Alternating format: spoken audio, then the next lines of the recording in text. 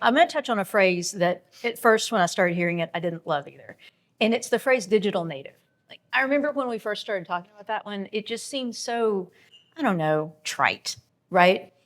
But there is something to it. There is something to the idea that a very significant and growing part of our employee workforce is just intuitively super comfortable with digital technologies. They have a better ability to more quickly see how they can be used, a more intuitive ability to take something and figure it out and utilize it. Whereas, I find myself still sitting there with the tap and the credit card, like, acting like my grandmother. There is something to that. And companies can harness that. We can harness that for good as we develop product, as we roll things out to our customer base. So how do we, especially as senior executives, how do they take the best of these skills and these intuitive capabilities in the younger workforce and tap into that as a strength in their business plan? So I think what the senior leaders have from experience and expertise over the years is judgment. And the more younger generation are digital natives, but they're still learning and they don't have the judgment as yet. And I think this is where the two or those multiple generations come together.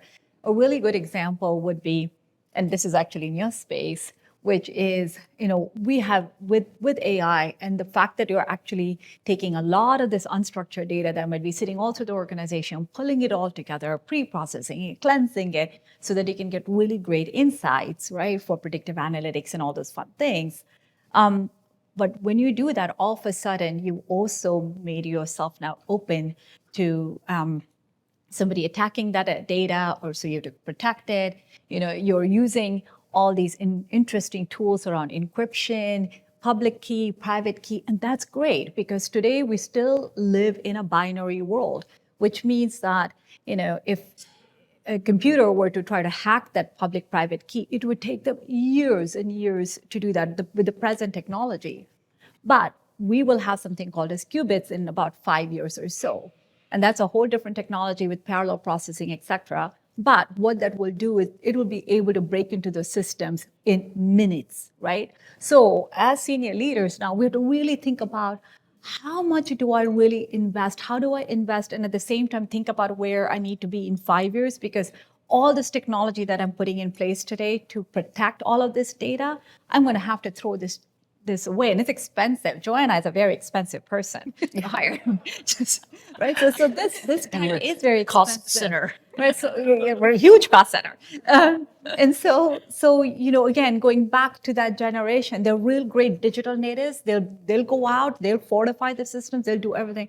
But this is where the experience and the expertise comes about, and then in terms of the judgment and how do we invest, where do we invest, what is that sort of 80-20 rule? How much risk? And that's a big thing for the board as well. What is our risk appetite? Defining that risk appetite and being able to then get the team to work within that risk appetite.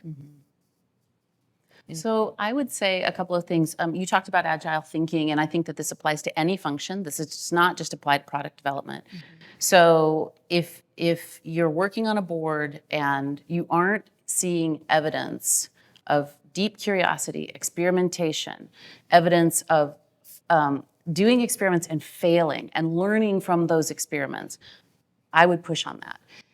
The concept of allowing, and demanding that your younger digital native workers are a part of building solutions is something that I think is incredibly valuable. It brings them into the fold. You get ideas that you never, or at least I would have never thought of, using them to do hackathon, ideathons. I built, at the last company I was at, we built values and behaviors and expectations, and we used half of the employee base to build it. And they bought it because they built it. And it resonated for the senior team and for the board in a way that I don't think it would have. So I think that's really important. If your board doesn't have these skills as you're doing board refresh, start thinking about what kind of skills matrix do we want to have on this board.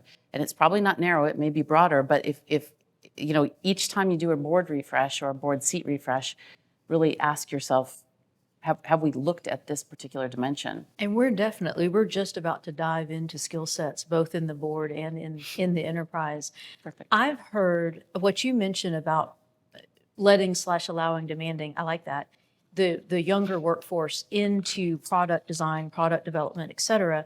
I've heard that called entrepreneurship, which I love that term actually, because it is very descriptive of using the intercapabilities in what you've got for entrepreneurship within your company.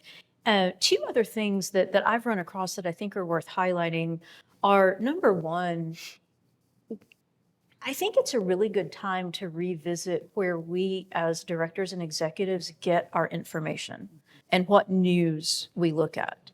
I'm definitely of the demographic where I get my Wall Street Journal delivered every morning. I've got Washington Post and New York Times on my phone. Like, that's what I read.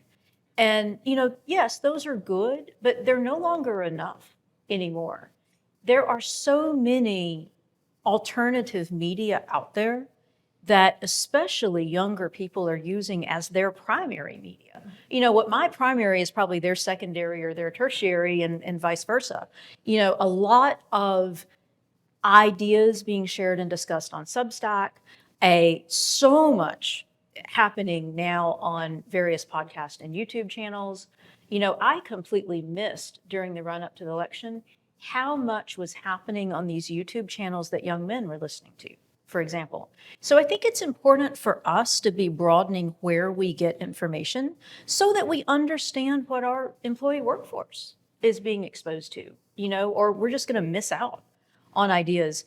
One other thing, and I'm not exactly sure yet how this translates to enterprise boards and especially for-profit or publicly traded boards, but I've heard recently about more than one nonprofit board who has started keeping rotating seats for younger people. And in fact, a friend of mine who's on a nonprofit board here in Austin focused on housing, they call it their rotating millennial seat. She was laughing recently. They're going to have to rename it, though, because their millennials are getting older. You know, they're going to name it the rotating Z seat next. But what they do is on an every year basis, they bring in a volunteer who works with their nonprofit, and they have them sit with the board. They don't have voting capability. They, of course, you know, don't carry all of the same obligations and demands of a full director, but they're there so that the other directors are getting exposed to different ideas and different concepts. I still don't know exactly how that translates to most boardrooms, but I think the idea is an interesting one.